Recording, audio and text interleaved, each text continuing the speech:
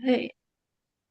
Hi everyone, and welcome. Hello, Tiara. How are you doing today? I'm doing so fantastic. I am so happy to be here with you today.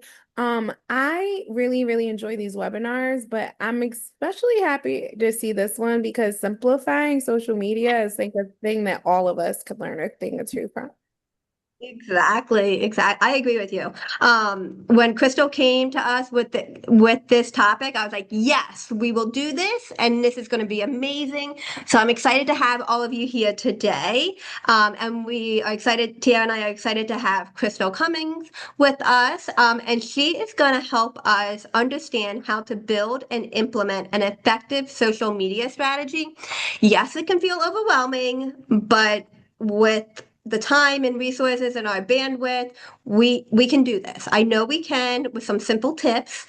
So, Crystal, I'm going to turn it over to you, and you can take it away. Sure thing. So, thank you again, everyone, for joining today's session. And thank you to United Way and to Spur Impact for having me speak today on the topic of social media. Again, I'm Crystal Cummins, a social media consultant. I focus on faith-based, nonprofit, and mission-driven organizations. And I've been in the social media space for going on 13 years now. And over the years, have watched it evolved significantly from changing algorithms, new trends, even the advancements in the analytics. And so, as Jen was saying, it could be a lot to keep track of and keep up with, particularly if you are a small team or a team of one, which leads to today's conversation, which is how to simplify social media to drive impact for your nonprofit. So I am going to share my screen and then we can jump right in.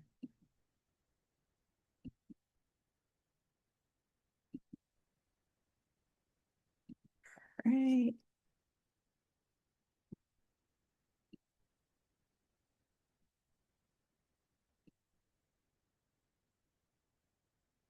Of course, it's moving a little slow. And can everyone see that? Good. All right. So today's session is going to be broken into three different parts.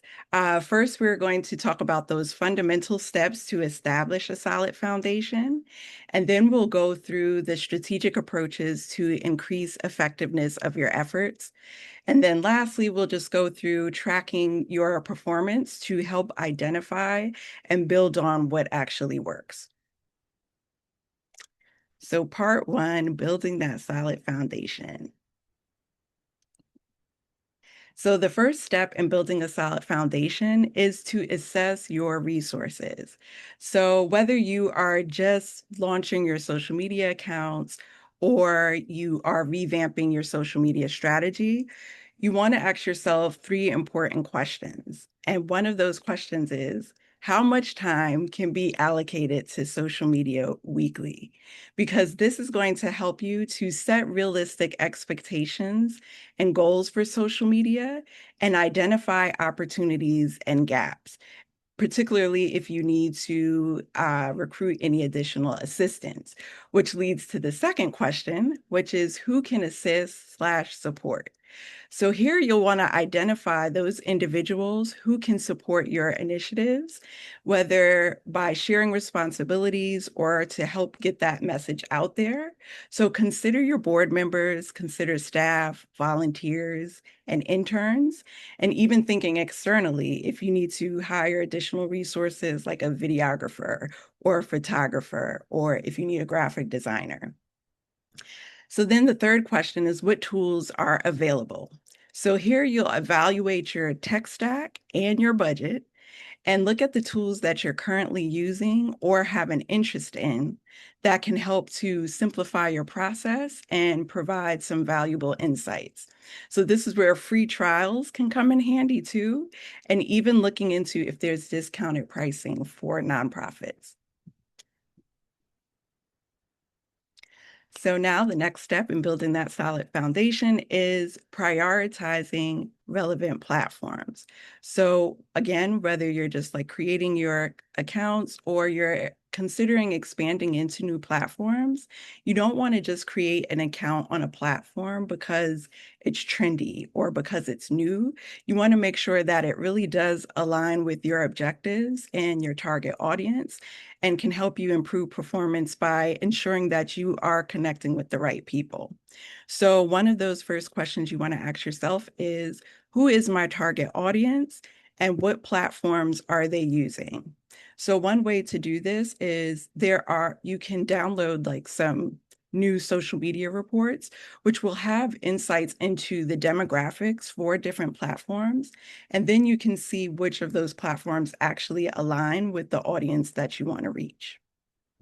Secondly, what is the primary content format on the platform? So identify that content that's most widely used on the platform, whether it's text or photos, short form, long form video. And once you understand that, it's going to lead into the next question, which is, what content do I have? So here you'll take inventory of the existing content that can be used on social, whether that's impact stories, any graphics, if you have social media templates, because then that'll let you know if you have the content to actually support the content formats on the profiles of interest or on the platforms of interest, or if you need to build up your content bank.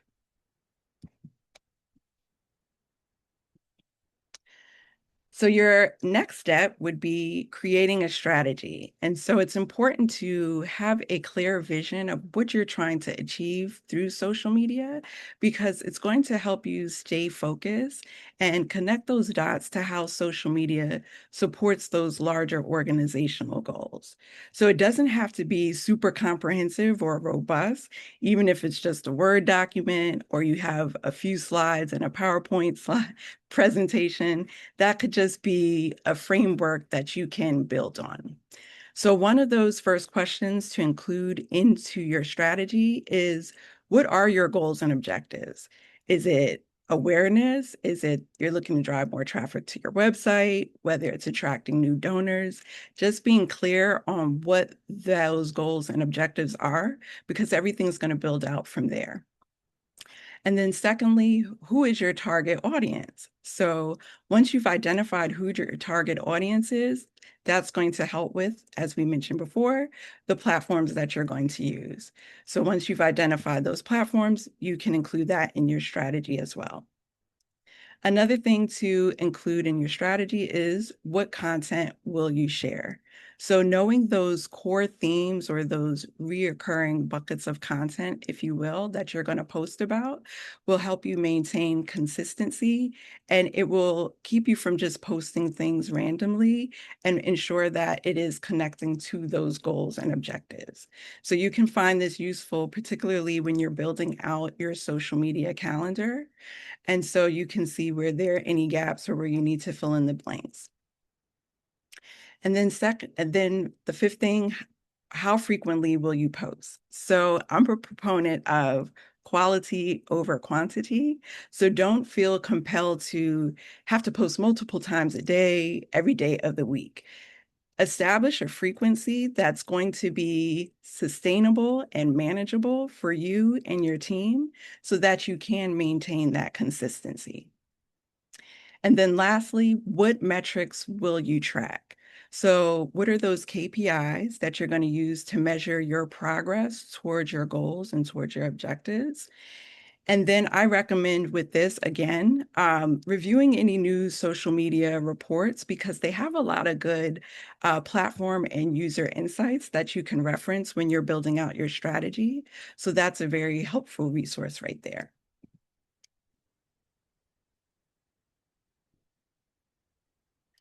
So another important step in establishing that foundation is to complete your profile fully.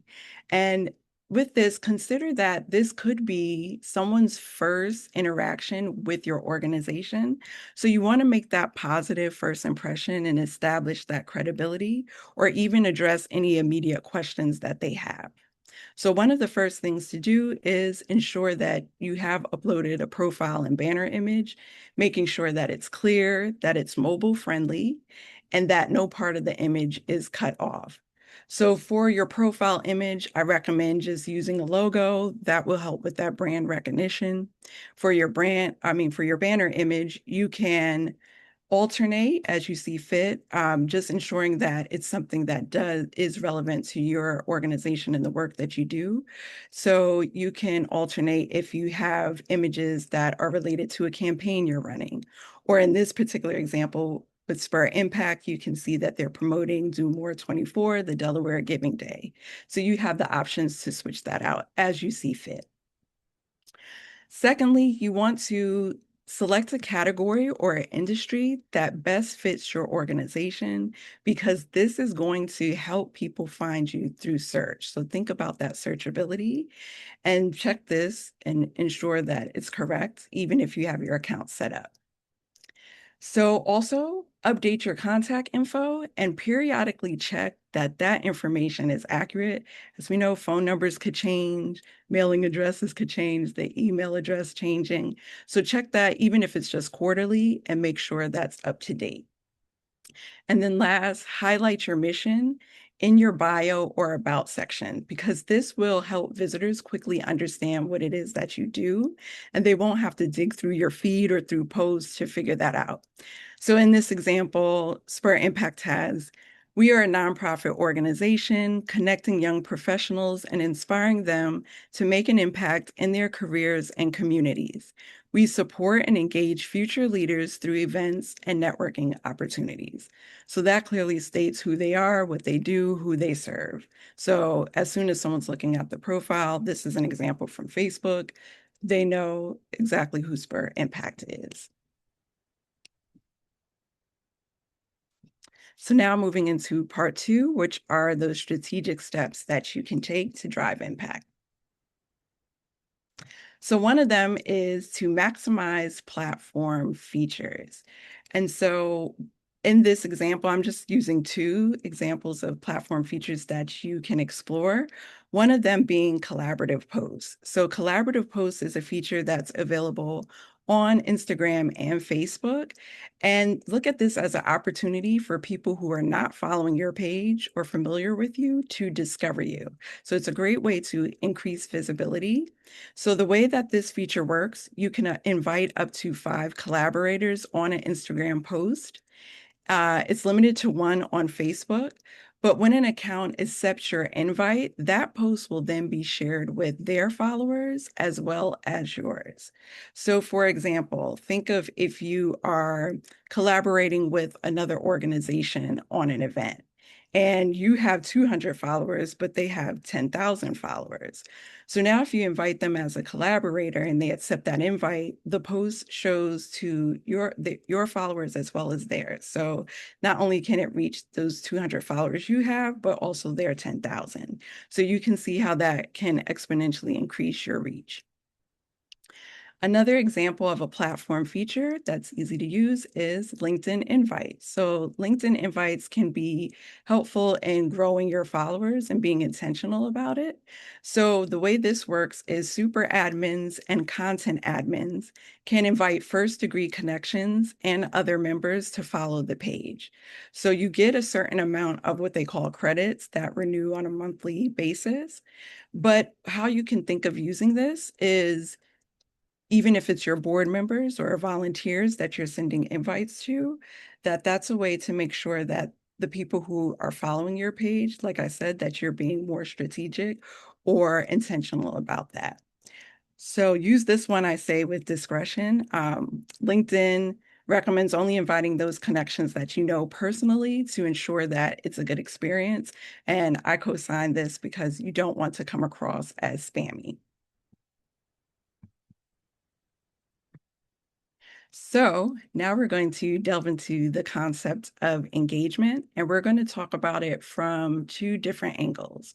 One of them is engaging your audience, and then the next being engaging your team. So there's a number of benefits of being engaged on social media, including increasing your visibility, encouraging conversation, establishing those deeper connections, and even staying up to date on industry and social media news and trends. So consistently engage that relevant content in conversations that looks like liking, sharing, commenting, reposting, doing this while you're logged in as your page, and not forgetting to respond to those comments on your page and to the DMs on your in your inbox as well, because those comments, that keeps the conversation going. It shows that you're interacted or you're interacting with your audience. And then also consider joining industry or social media related groups. That's a great resource. You could do this through your personal profile, but it's good for knowledge share and those helpful tips because people will be open about any challenges or questions that they have.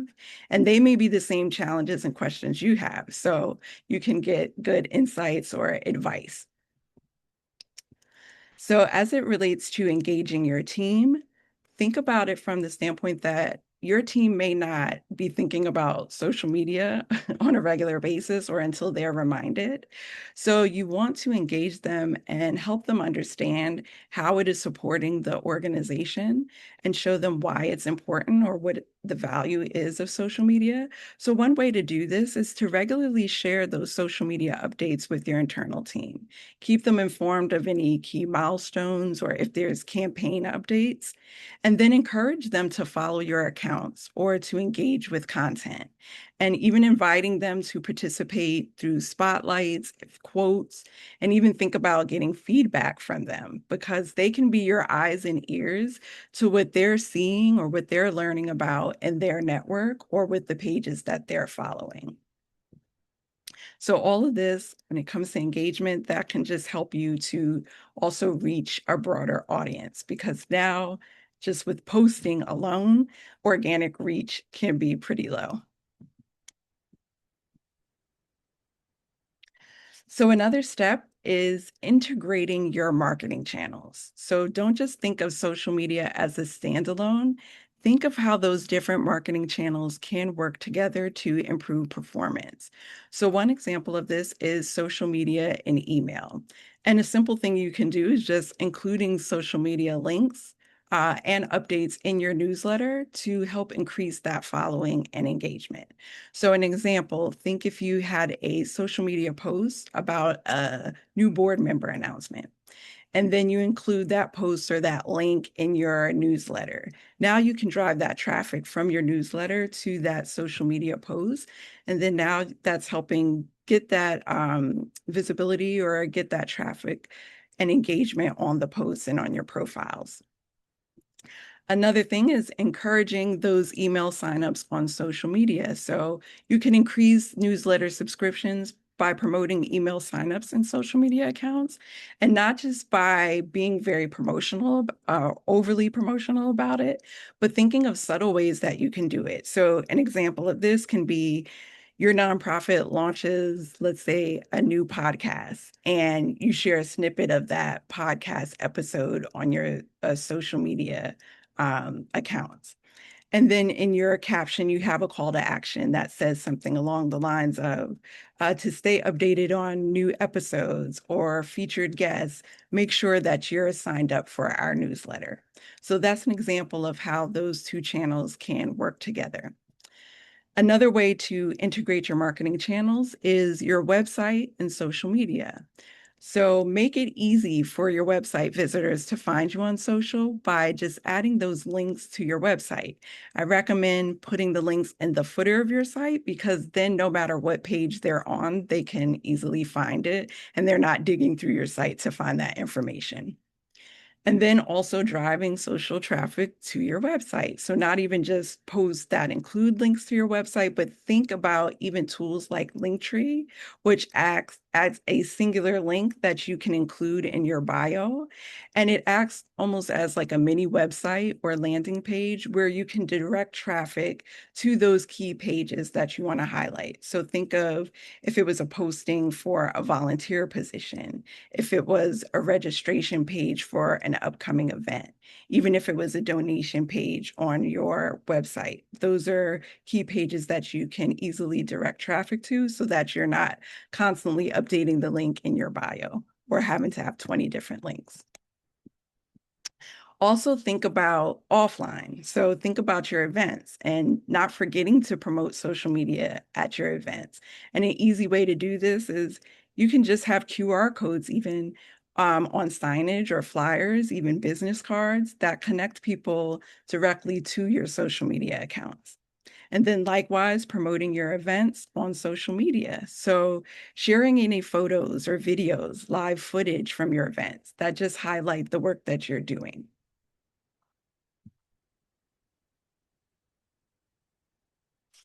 So another step that's important is to create that engaging content.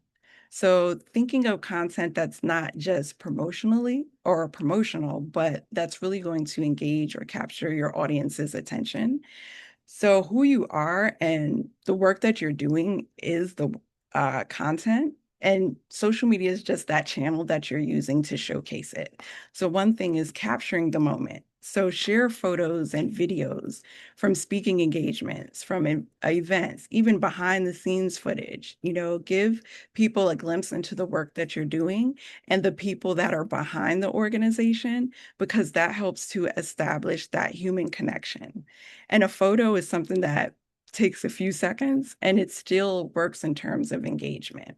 So that's something easy you can use, because you can spend, hours designing something, but a photo can just get the same amount of engagement, if not more, and it's only taking seconds. Also, experiment. So social media isn't one size fits all. What may work for one organization or one person may not be what works for you and your audience. So you have to test different types of content and formats to see what resonates with your audience, because they'll let you know. You'll see it in your metrics. And so you can test different things, like if it's photos, short form, long form videos, even carousel posts, even if you're testing, short captions versus long captions. So just, play around with those different things and diversify your content mix to keep things fresh and new. And then third, make it interactive. So you can encourage participation by creating posts that invite your audience to engage. So thinking of your quizzes, polls, Q&A. I've seen content creators do like an Ask Me Anything, where they'll have their followers send them a question, and they'll highlight that question in their response and their stories. So that's just a way to keep their audience engaged. And they do that when they get new followers sometimes, to like reintroduce themselves. You can also think of going live, or even posts that just prompt your audience to comment. So just think of those type of things that kind of encourage that two-way conversation rather than you just like talking at your audience. And then lastly, observe. So take note of how content creators and brands in other industries, even outside of the nonprofit space, how they're engaging their audience, because that can give you ideas for how that you can tailor to your organization or to your strategy. So content creators, I think, do a great job at keeping their audience engaged. So that's one way to, find some fresh or creative ideas. And in regards to content, don't forget to share your own story. So this will help people to connect with you and your mission. So even something as simple as, is your mission important? What population do you serve? How do you make a difference? There may be programs that the public isn't aware of that you have. Talk about that. Even how donations help, painting that picture for people about how their contributions make a difference.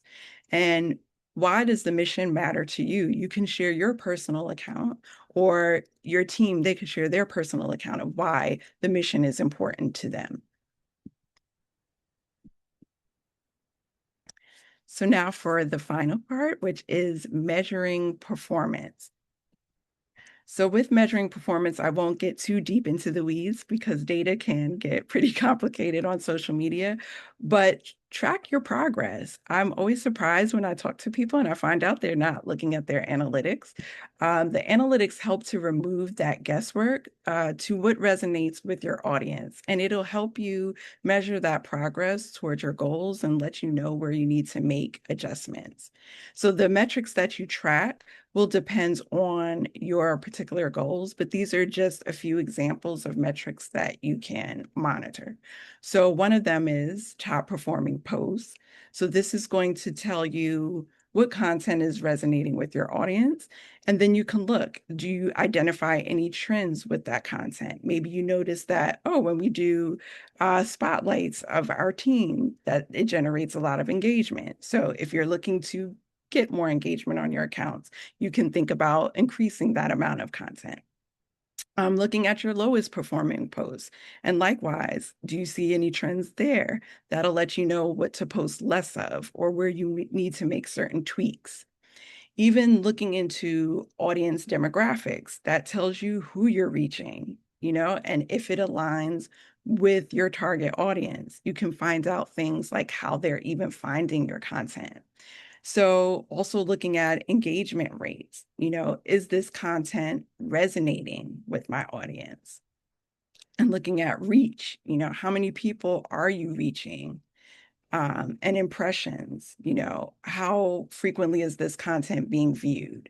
So these are just indicators to let you know whether that content is resonating. And when you have successes or certain milestones you hit, think about sharing that, whether it's with your board or with your internal team, which ties back into keeping your team engaged. And so even you could think of things like tracking those offline interactions too as well. Like if somebody came to an event and maybe it was a free event where they didn't have to register and they say, oh, I found out about this through a social media post. That's something you can make note of.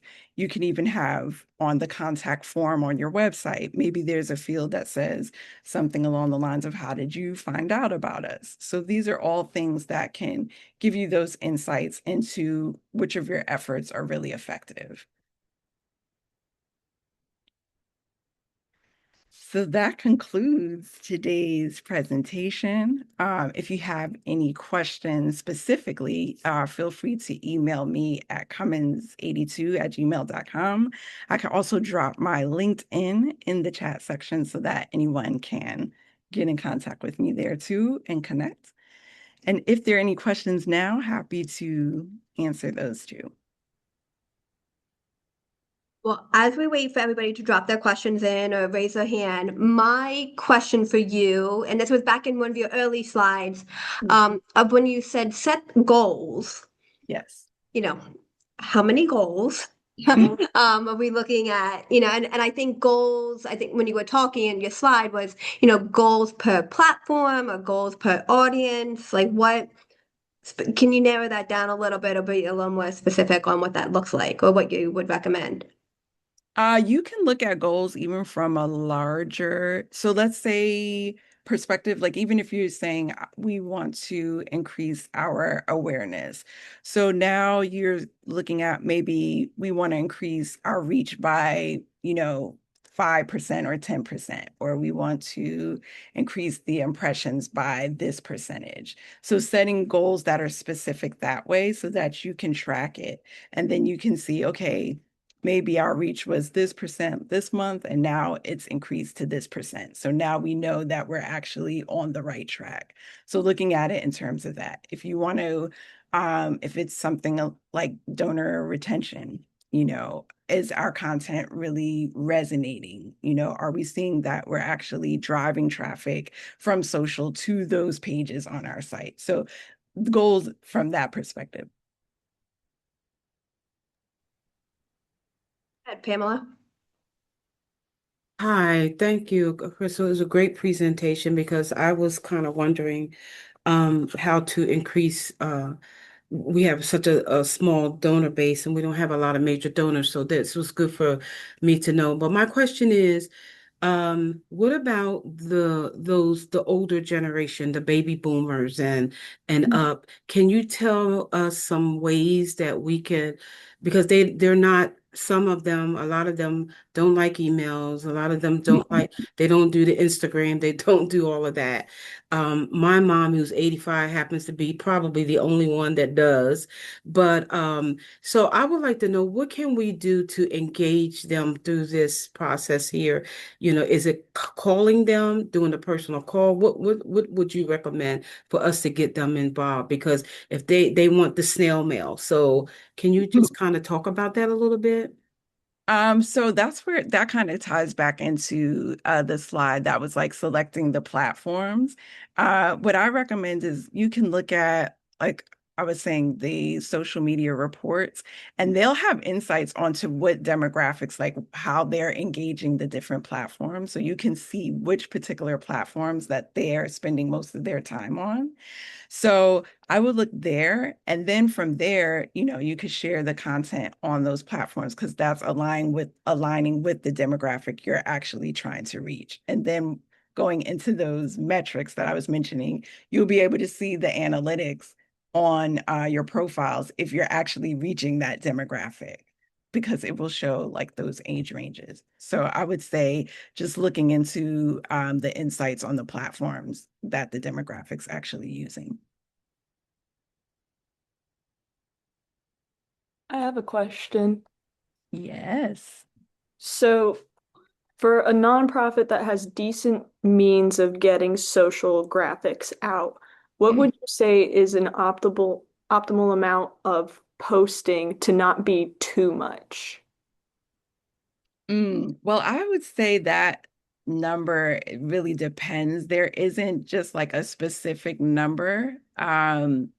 Is your content heavily just graphic focused and there isn't anything else besides graphic? So, this is a nonprofit that I'm helping right now, and Okay. they are a choir that focuses on children. So it's a Okay. lot of videos of the kids doing stuff, and then they have some graphics promoting their events or like Black History Month, things like that. hmm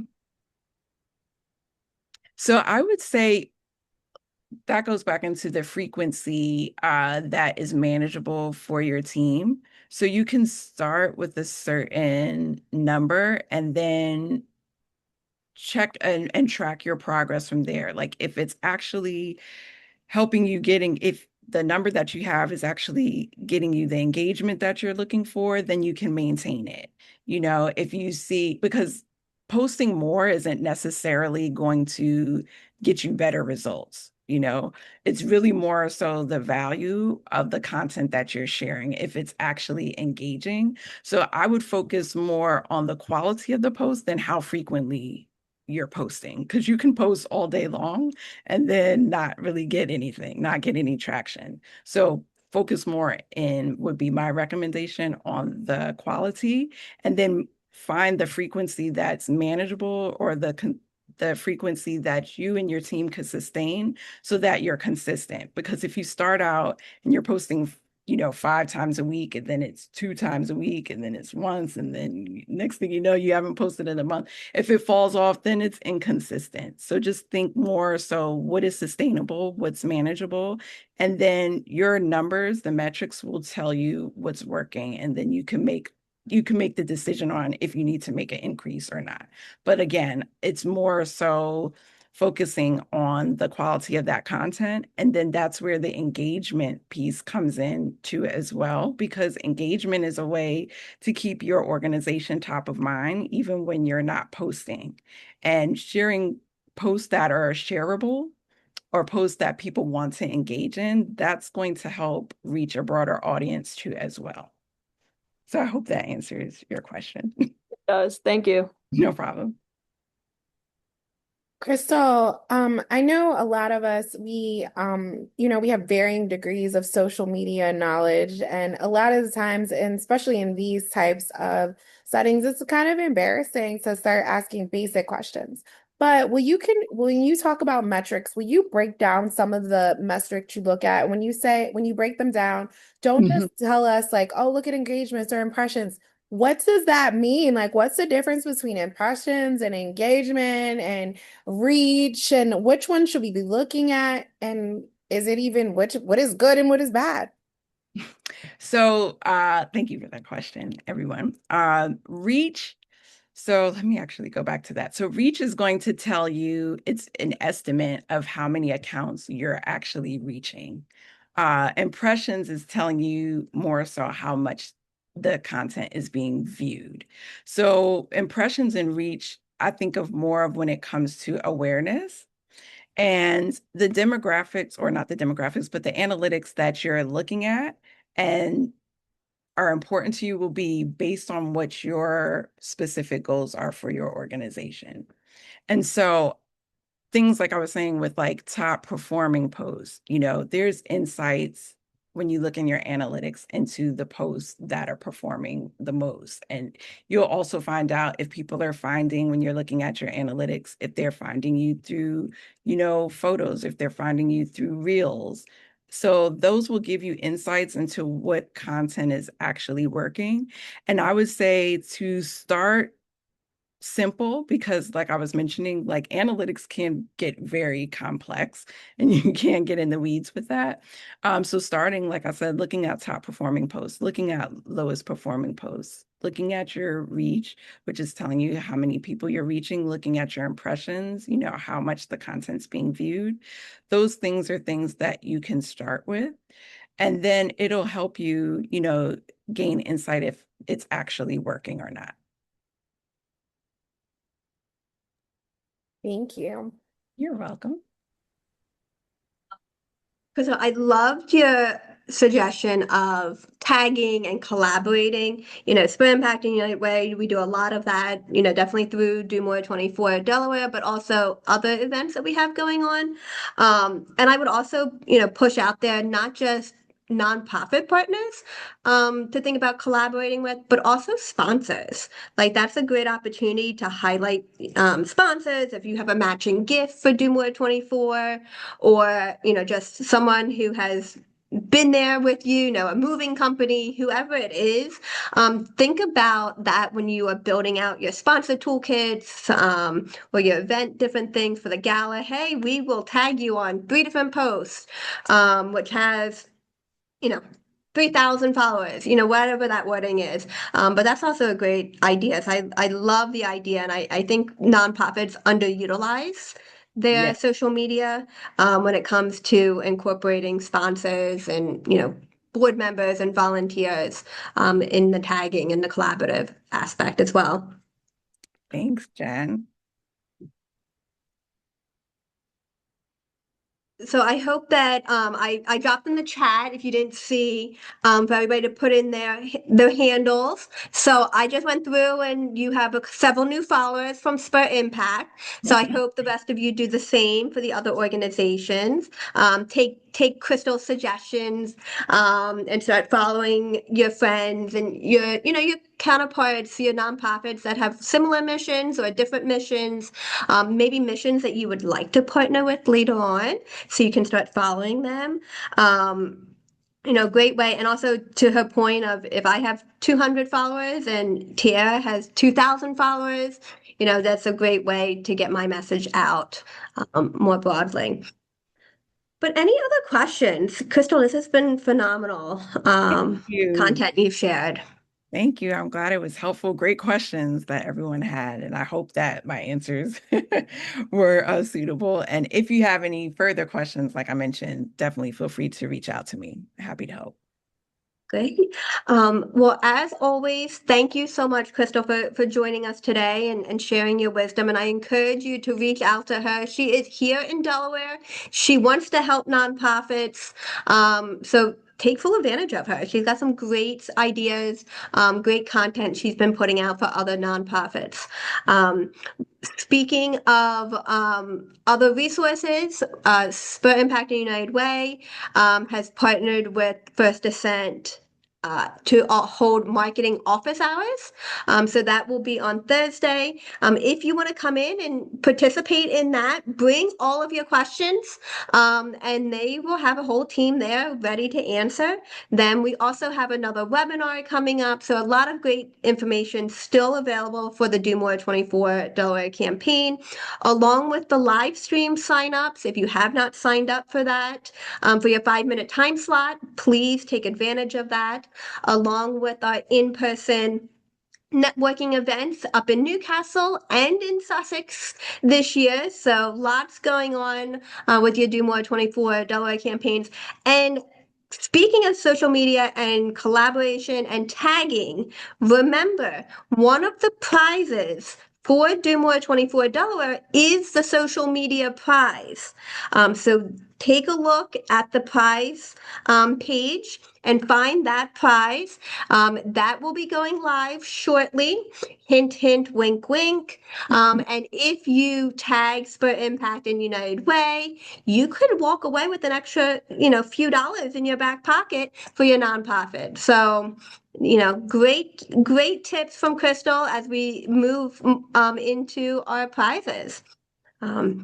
Oh, we got HAP and Supporting Kids. All right, make sure you guys follow HAP and Supporting Kids as well. Tiara, anything else before we wrap up?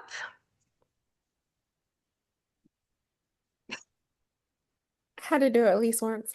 Yeah, and no, thank you so much, Jen. Thank you, Crystal. I think, I agree with all the things you said. But more than anything, I just want to reiterate the prizes. If you haven't looked at the Do More 24 prizes yet, check out all the prizes, especially the social media prize. It's a really easy way and it benefit to gain some extra dollars, like Jen said. And it's not just like $100, it's like a few $100s. So definitely check that out. And then also, it benefits you. So that's one of those prizes that you doing it, even if you didn't raise the money, the fact that a few like people shared your nonprofit and talked about your nonprofit, that makes a huge difference. And so definitely keep going and look at those prizes. Great.